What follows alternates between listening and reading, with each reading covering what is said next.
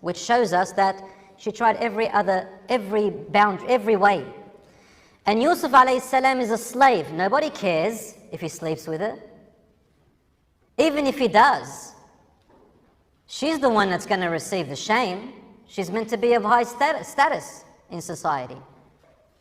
And Yusuf alayhi salam is extremely drop-dead gorgeous. There is no one more beautiful than him except for Adam alayhi salam. Did you believe that? Adam alayhi salam is more beautiful than Yusuf alayhi salam, because Allah subhanahu wa ta'ala created him himself originally, and then we were reproduced. So Yusuf alayhi salam, on top of that, and she locks the door, she can protect him, and she says to him, Hayta lak. And what does he say? قَالَ مَعَاذَ اللَّهِ. He said, I seek protection from Allah. I seek protection from Allah. Now what is this? Is she like going to burn him? Is he going to get tortured? He says, protect me, oh Allah. From what? You tell that to a common man today, they'll say, what do you mean protect? You know, this is paradise for us. This is what we've always wanted. This is our dream come true. I'll pick on the men because I don't want to pick on the sisters. So this Yusuf alayhi salam was in that situation. And we know the rest of the story. Allah subhanahu wa ta'ala mentioned him in high esteem in the Quran. And in the end, he actually chose the dungeon than being with that woman. Not only that, even other women came along, just to show you the intensity of it. And when they heard about the Aziz's wife, the treasurer's wife, they started ridiculing her. So she called them in and she gave them some food in front of them to cut up. And then she told Yusuf to come out. When they saw him, they said, Allahu Akbar, because they believed in Allah. He is not a human being, he is a malak, he's an angel. And they didn't realize that as they were cutting the food that they had in their hands, they were cutting their own hands from how they were mesmerized and hypnotized by his looks. Allah says, قَطَّعْنَا. So they cut it over and over again and didn't even realize. And they started telling him, Yusuf, just do what she wants, man. I mean, you know, you're gorgeous. We don't want you to end up in prison. Just do it, just do it. They want to protect him, right? And he went back asking Allah subhanahu wa ta'ala and crying in the night, which is ironic. It's really good that the brothers chose the next part of the 7 who will be shaded under Allah, the man who remembers Allah in the night and cries. That's exactly what Yusuf alayhi salam did following that incident. He went in the night, nights after night, praying to Allah, crying to Allah, making sajda and say, قَالَ رَبِّ السِّجْنُ أَحَبُّ إِلَيْهِ. Because they said, if he doesn't do what I'm telling him to do, he's going to be imprisoned and humiliated.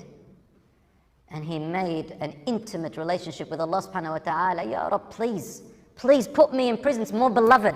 Listen to the words, أَحَبُّ إِلَيَّ مِمَّا يَدْعُونَنِ إِلَيْهِ. My heart loves the prison when you compare it to what they're calling me to do, to zina.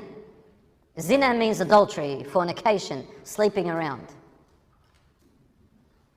The actual act of intercourse. And Yusuf alayhi salam is saying, I love the prison more than that. Why? Because the prison is going to be his pathway to Jannah.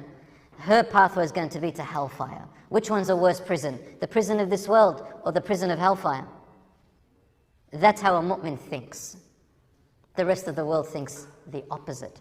And that's why the Prophet ﷺ said, there will come a time in the future where the young Muslims, especially the young people, الْقَابِضُ عَلَى دِينِهِ كَالْقَابِضُ عَلَى الْجَمْرِ. He acknowledges that there will come a time where it will be so difficult for people to stick to their religion strongly, that a person who is trying their best to stick to the religion, the person you call religious, the person you look at and you say, wow, he or she is religious, if you look at their life, they're struggling big time, man. They're struggling, it's really hard, it's not easy. And it's like a person holding on to a coal of fire, you know. How long can you hold on to a bead, a heat bead, right? But they're trying, they're struggling. Why? Because their love for what is in store for them in the hereafter. They want Allah to be pleased with them. There's nothing more beautiful and makes you more happy than 2 connections. The connection to Allah and the connection to, guess what? Your family. The connection to your parents, the connection to your siblings, the connection to your cousins, and the connection to your wife and husband. Family. That makes you happy. Connection. I'm not talking about lust. I'm not talking about desires. I'm not talking about attraction. I'm talking about attachment. And that is the happiness that people are striving for, an attachment. An attachment with Allah subhanahu wa ta'ala and an attachment with your family. My brothers and sisters in Islam, a religious person is going to struggle. And Allah subhanahu wa ta'ala knows that. So do you think Allah subhanahu wa ta'ala is not going to be merciful and forgiving? Do you think He's going to expect everybody to be perfect? No. Young people, you are not expected to be perfect. You're not expected to live a life without sin. Every one of us sins. Put your hands up if you have never sinned. It's a stupid question. Put your hands up if you haven't sinned today. No. We've all sinned. Man, I was telling the brother I was driving, Brother Abdullah, we're having a little discussion. I'm coming out of my driveway, I'm driving, and it's a two-way road. And there was a bus stop. I'm not asking for it, there's a bus stop. The bus comes out, I go, Ya Rab, I can overtake the bus. Ya Rab, I can overtake the bus. You know why? Because about a few meters back, I could see there's a billboard behind it of a woman in lingerie. Now, if the bus goes in front of me, what am I going to do? Where am I going to look, man? You tell me where am I going to look? At the sky? So I drove and I'm behind the bus. I have to look at the bus. The billboard is huge. Otherwise I'll have an accident. My point is, there is haram everywhere. And Allah subhanahu wa ta'ala is not going to judge you for every little haram that you do. Even a man came to the Prophet ﷺ and said, Ya Rasulullah, I feel bad, man, I feel bad. He says, what did you do? He goes, I kissed and hugged and I saw this girl. And he says, look, do you pray? Do you fast? Do you do your sadaqah? He goes, yes, Ya Rasulullah. He goes, go. They will wipe it all away for you.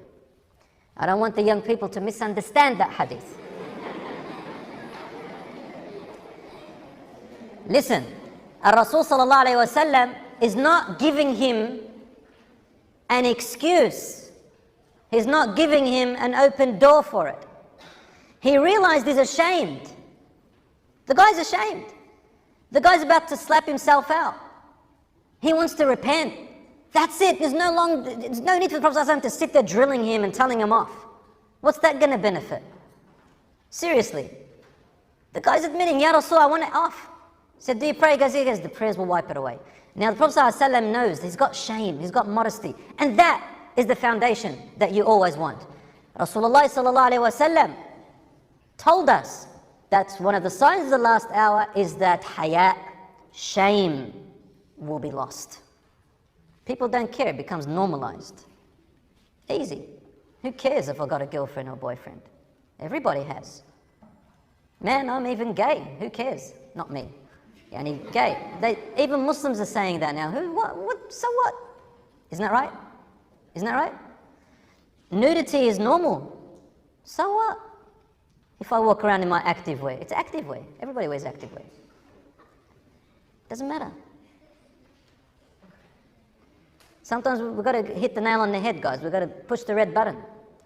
Brothers and sisters in Islam, one of our fitrah is shame and modesty. Wallahi, I was at a park one day, playing with my kids, and they were playing around, and I see this 6-year-old girl approximately. She's wearing a dress and trying to play on the monkey bars, very low monkey bars. She wanted to do a somersault around the monkey bar. Her mum's sitting there. So the girl wanted to do a somersault and she stopped. Her mother said, go ahead, do a somersault. And the girl said, wallahi, by herself, Mum, I'm wearing a dress. Mum, I'm wearing a dress. I said, well, let me watch what's going to happen here. Don't misunderstand me. So, subhanallah. Everything's sensitive these days. Now let's get serious. Brothers and sisters, the mother says to her, that's okay, you're still a child. You're still a child. So the girl goes, oh, okay then. So she started somersaulting and didn't care that her dress was going up and down. I remembered the hadith of the Prophet ﷺ, كُلُّ مَوْلُودٍ يُولَدُ عَلَى الْفِطْرَةِ. Every newborn is born on a natural instinctive nature. One of these instinctive natures is that every human being shares, I don't care what you say, Muslim, non-Muslim, boy, girl, is modesty and shame. The feeling of modesty and shame naturally comes into you. I have children. Hands up if you have children. Hands up if you have children. Girls, little boys, good.